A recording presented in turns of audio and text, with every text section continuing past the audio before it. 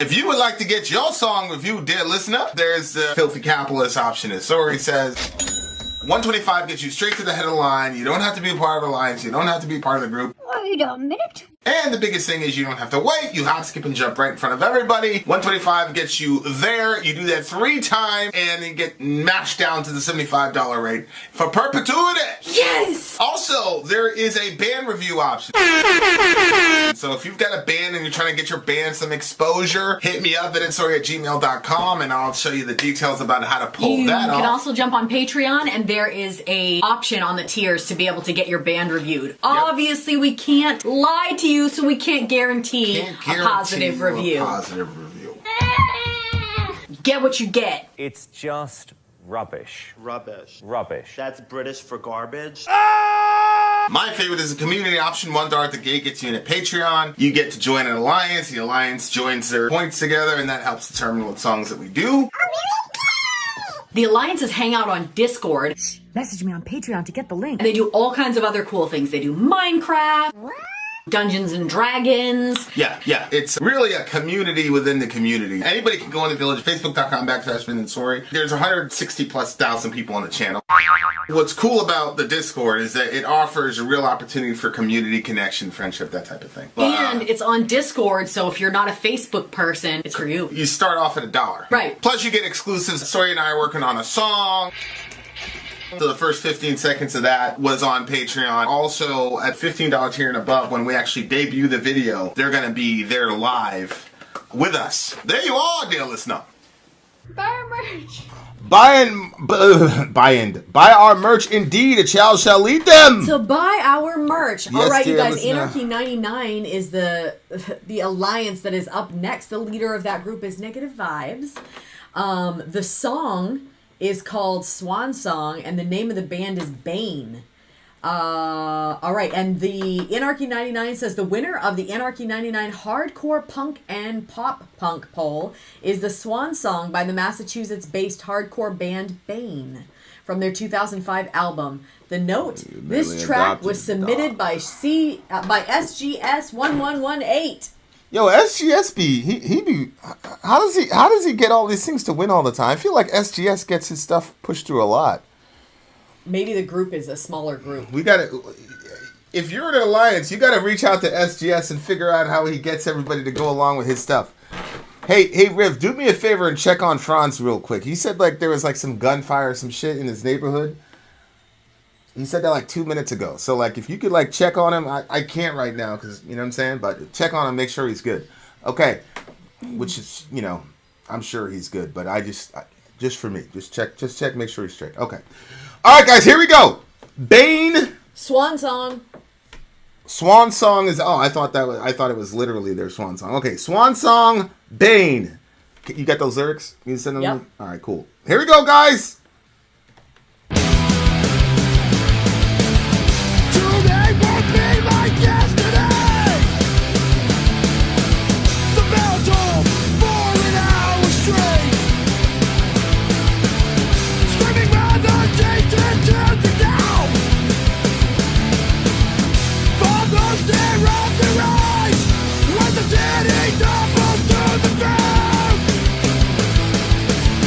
Well done, nothing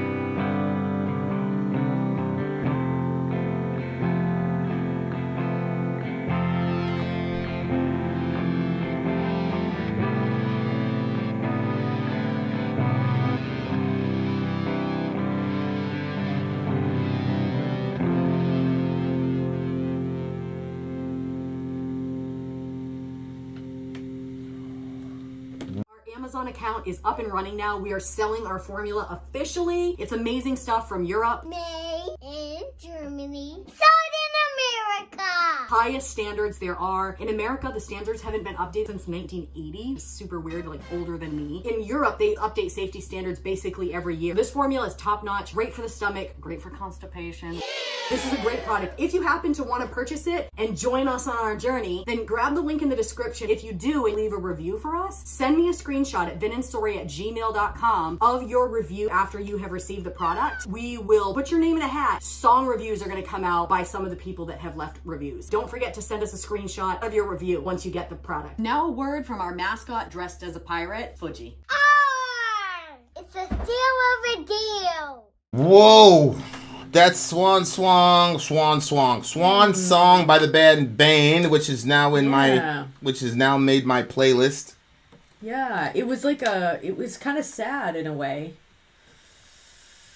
He says, tonight will be like yesterday. The bell tolls for an hour straight. Screaming mothers chase their children down. Fathers tear out their eyes as the city topples to the ground. Outside, the streets are in a panic. I thought this was interesting. Truth sellers jump from tall ledges. So people that were said that they had the truth, but sellers, street preachers are jumping off.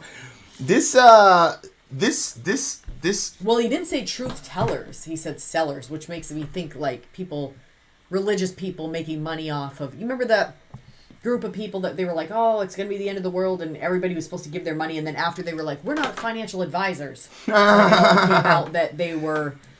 Yeah, but this actually sounds like an apocalyptic situation. It does. Because when they said no sign of Christ with the sword in his mouth. Yep. So that's a reference to Revelation 20, Revelation 19. Revelation 19 presents the return of Christ. I don't think it's talking about the second coming of Christ, but a lot of people do, so we'll go with that. Revelation 19 talks about the return of Christ, and when he comes, he's got a sword coming out of his mouth, it says. And the point of that metaphor is to say... he was right, 19:15. Revelation 19:15. Since God acts by speaking, in other words, he spoke the worlds into existence. When Jesus is going to have the final conflict with the devil, all he's going to do is speak. There's not going to be a big arm wrestling match. It's not going to be a big a suplex or whatever. It's just... all he's going to do is speak. So he's got a sword coming out of his mouth because the instrument that he's going to use to overcome his enemies is simply his words. That's how gangster he is. So that's what the symbology of Jesus with a sword in his mouth means. It means that he can take you out just by words. Like that's how powerful he is. So this looks to me like it's some sort of apocalyptic type situation. It's I don't think it's like a Christian apocalyptic. It might be like a nuclear type of situation where everything is truly ending. Yeah. And people's religion isn't helping them. Truth tellers versus truth sellers. I just had in my head like a sidewalk street preacher or whatever. All these guys are jumping off ledges. But I think, I don't want to pick on this guy, but Joel Osteen is a guy who, in my view, he gets unfairly slandered. Yeah, I agree. People are upset at him because he's rich, but he's a best-selling author. I've got a friend who he was on the bestseller list in a certain kind of niche, Christian niche, and he wrote that book almost 10 years ago. He's still eating off that book. That's crazy. He's still eating off that one book. So Osteen has like 4 or 5 of these things that are #1 bestsellers. So of course he's going to be rich. That doesn't necessarily. But anyway, I'm rambling. The point is, in this situation, it's really interesting because if you truth sellers jump from tall ledges, I really like that because that doesn't mean that there's no such thing as truth, and it doesn't even mean that what they're saying was untrue. It just meant that they didn't really believe it. They looked at the truth as something to sell and commodify, but it's clear they didn't believe it, because if they did believe it, they wouldn't be jumping off them ledges like that, because you would know that shit is supposed to happen. So it's Joel Osteen earned every penny of his money. Yeah, and it's not for me to go into his pockets and tell him to give to people. it's up to us Didn't to. he open up his church when there was the? Yeah. It's up to people like talking about people like Osteen and things like that because it absolves us of our responsibility to be giving, generous people. We want to put it on Elon Musk and Joel Osteen and not on ourselves. Yeah. So like shit is really happening. This is the promise I made to you. I'll be right there. I'll be right next to you. When the trumpets blare the loudest and the cannons roar, all the trains at once came for you. Spill off the track's floor. All your horrors, they multiply, and you realize your fears. I'll block your ears with both of my hands and kiss away the tears. And when Armageddon's been locked and loaded, I will come back for you. That's such a powerful, powerful, powerful line, man. Such a powerful line. Well, when one? Armageddon's been locked and loaded, I will come back for you. It's really fascinating because that's Christ's role, right? Christ's role is to rescue us in the midst of Armageddon or whatever. Yeah. But it looks like because there is no sign of Christ with a sword in his mouth, so it's kind of like this apocalyptic shit is happening, and since there's no Jesus, I'm the one that's going to come back for you, basically. Oh. So Oh yeah, that's right. That is what he's doing. Oh my gosh. Yeah. So it's a beautiful song. Their vocal, I think I like the punk vocal style. Yeah, I do too. Better than I like the Cookie Monster vocal style. I do too. Yeah. Like Corey's vocality on the first Slipknot record is like a separate thing because he was just genuinely angry. Like a lot of times, like these guys will, but it's a technique, it's a style. Yeah, They're not angry yeah. at all. It's just this is what we're doing. The first two Slipknot records, Corey was not doing a voice. He was just angry. He was like literally just angry. But I like this vocal. What did he have to be angry about? Well, he didn't grow up with his dad. He'd been sexually abused, all types of shit. Okay. So yeah, I think it's funny because in the universe of this song, there is no Jesus coming back with the sword in his mouth to rescue you. But that last line, when Armageddon's been locked and loaded, I'll come back for you. Like I was having my little moment. I was having my little moment with God in that point, man, because that was so deep. Because there have been so many times when like my life's been Armageddon and Jesus showed up, like big time. And that's why I've always had like people ask me like, do you have any lingering questions about your faith or whatever, doubts or whatever? And like the starving children, the problem of evil, I don't really have an issue with that. What I do have an issue with though is that there have been so many times in my life when I was not looking for God at all, where God like showed up, even pre-verbal, like when I have like memories of like God showing up in my life, like undeniable, unmistakable, like so real that I don't even need to prove it to anyone. Like it was just such a real, and so many times that has happened when I was not looking for it. Then I've got atheist friend or agnostic friends that'd be like, yo, I would be like on the team tomorrow if I could have one of those experiences. And for whatever reason they don't. And that to me is like the only lingering thing. Like, yeah, why do I have all those experiences and I wasn't looking for it? But then you got another person who, from all accounts, to me, looks like they're genuinely looking for it, and they don't have those experiences. That to me, I don't understand.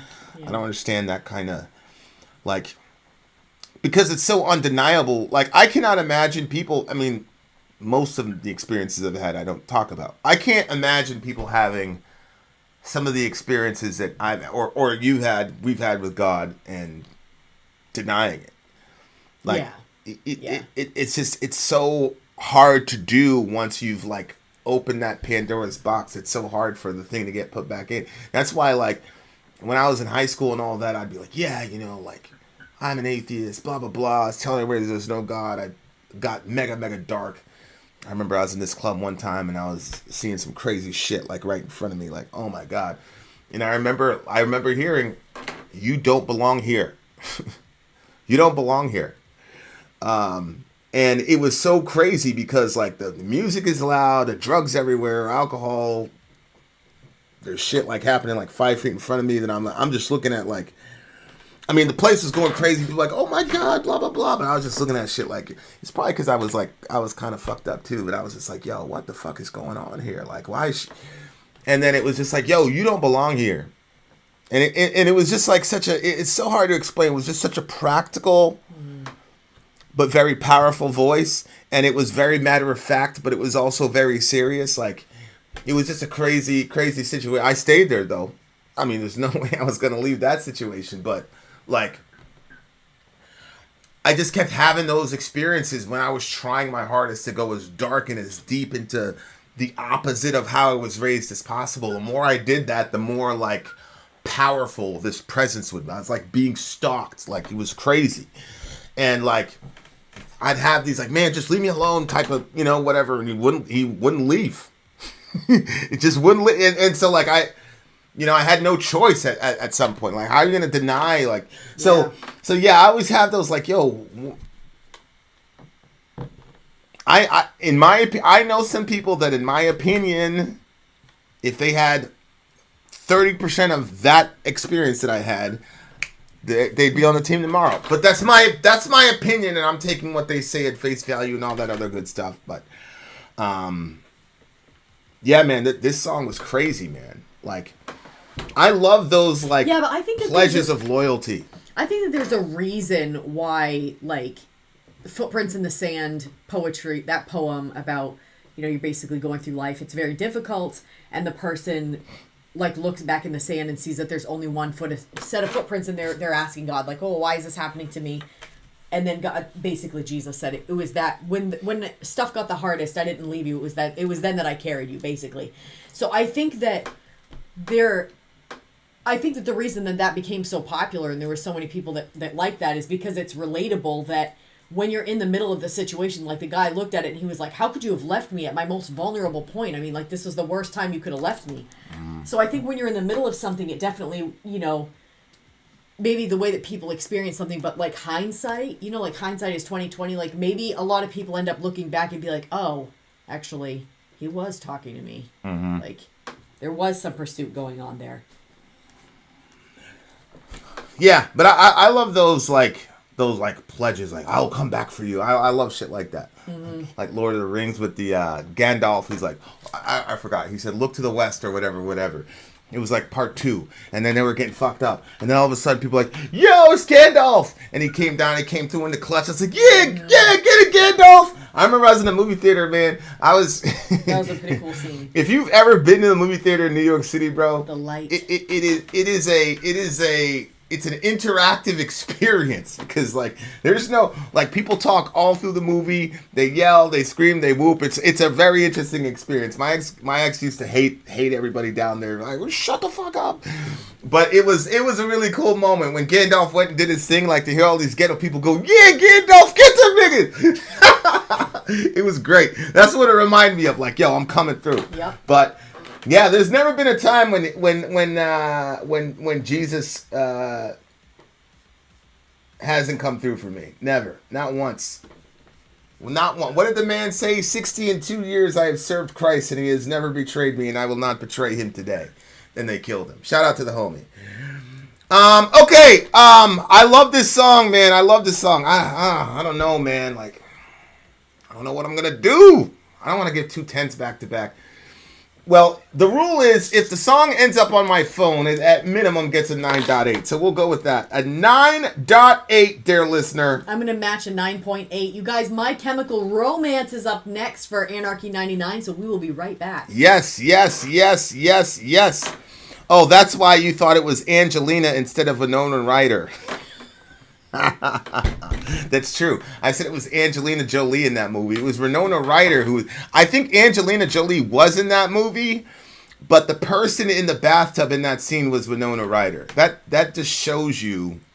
That just shows you how people relying on memory doesn't really work. Because I could have swore to God it was Angelina Jolie, but I think you're right. It was that girl, Winona Ryder. 9.8. What'd you give it? You gave it a 9.7. My Chemical Romance is next. Right, there's a band called My Chemical Romance. I don't know if you've heard of them, but they're on the way, dear listener. Vin out. Sori out. Gone.